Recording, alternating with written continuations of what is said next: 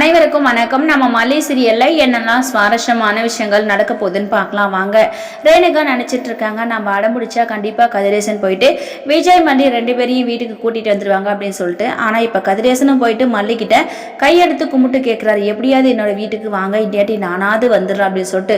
So இதுல விஜயோட முடிவு என்னமா இருக்கும்னா, கண்டிப்பா ரேணுகாவை எங்க வீட்டுக்கே கூட்டிட்டு வந்துடலாம் அப்படின்ற மாதிரி தான் விஜய் வந்து முடிவு பண்ணிவாரு. ஏன்னா கதிரேசனோட வீட்டுக்கு போனா கண்டிப்பா இவங்களால வந்து சுதந்திரமா இருக்கவே முடியாது, இன்னொருத்தரோட வீட்டில் இருக்குமே அப்படின்ற ஒரு எண்ணம் வந்து விஜயோட மனசுக்குள்ளே ஓடிட்டு தான் இருக்கும். ஏன்னா இதுக்கு முன்னாடியே மல்லிகிட்ட சொல்லிட்டாங்க, அந்த வீட்டுக்கு நான் வந்து எதுக்காக போனேன்னா ரேணுகாக்காக மட்டும்தான் போனேன் அப்படின்னு சொல்லிட்டு விஜய் ஓப்பனாக சொல்லிட்டாரு. ஸோ அதனால இப்போ கண்டிப்பாக விஜய் பார்த்தீங்கன்னா கதிரேசனோட வீட்டுக்கு போக பார்த்தல எப்படியும் ரேணுகாவை பார்த்தீங்கன்னா விஜயோட வீட்டுக்கு தான் கூட்டிகிட்டு வர போகிறாங்க. இதை வந்து தெரிஞ்சுக்கிட்ட ரஞ்சிதா என்ன சொல்ல போகிறாங்கன்னா, நிஷா கிட்ட நிஷாவை கால் பண்ணி உங்கள்கிட்ட பேசணும் அப்படின்ற மாதிரி சொல்ல போகிறாங்க.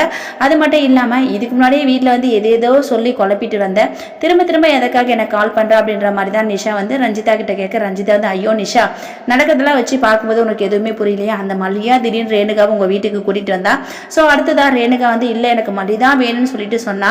இப்போ உன்னோட அப்பா போயிட்டு மல்லிகிட்ட என் வீட்டுக்கு வாமான்னு சொல்லி கூப்பிட்டாங்க, ஆனால் மல்லி பார்த்தீங்கன்னா அந்த வீட்டுக்கு வர முடியாதுன்னு சொல்லிட்டு. அடுத்ததான் என்ன நடந்துச்சு, ரேணுகா வந்து விஜயோட வீட்டுக்கு போயிருக்காங்க. இதுக்கப்புறம் என்ன நடக்க போகுது, ரேணுகாவை வச்சு கதிரேசன் கிட்ட அந்த சொத்தை எல்லாத்துலேயுமே சரிபாதியா பங்கு வேணும் அப்படின்ற மாதிரி தான் வந்து கேட்க போறாங்க. இதுதான் நிஷா நடக்க போது, நீ வந்து கண்மூடித்தனமா உன்னோட அக்கா அந்த மல்லி விஜய் இவங்க எல்லாருமே வந்து நம்பிட்டு இருக்கு அப்படின்ற மாதிரி ரஞ்சிதா பார்த்தீங்கன்னா நிஷா கிட்ட சொல்றாங்க. நிஷா வந்து யோசிக்கிறாங்க, ஆமா ரஞ்சிதா சொல்றது கரெக்டு தானே, ஏன்னா அப்பா பார்த்தீங்கன்னா இந்த சொத்தை எல்லாத்தையுமே என்னோட பேருக்கு எழுதி வைங்க அப்படின்னு சொல்லும்போது நம்மள ஒரு மாதிரியான பார்வையால பார்த்தாரு. ஏன்னா கதிரேசனுக்கு வந்து அதில் விருப்பமே இல்லை, அக்கா இந்த நிலமையில வந்திருக்கா, அக்காவை பார்த்துக்கலாம்னு சொல்லிட்டு இருக்காம வெண்பா பேர்ல இருக்கிற சொத்தை எல்லாத்தையுமே அவளோட பேர்ல மாத்தணும்னு சொல்லிட்டு தான் நினைக்கிறான் அப்படின்னு சொல்லிட்டு கதிரேசன் வந்து நல்லாவே தெரிஞ்சுக்கிட்டாருங்க.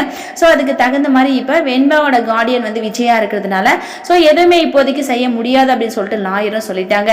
இதனால நிஷாவுக்கு ரொம்பவே டென்ஷன் தான், எப்படியாவது அந்த சொத்தை எல்லாத்தையுமே தன்னோட பேருக்கு மாற்றணும் அப்படின்னு சொல்லிட்டு நிறைய பிளான் போட போறாங்க நிஷா.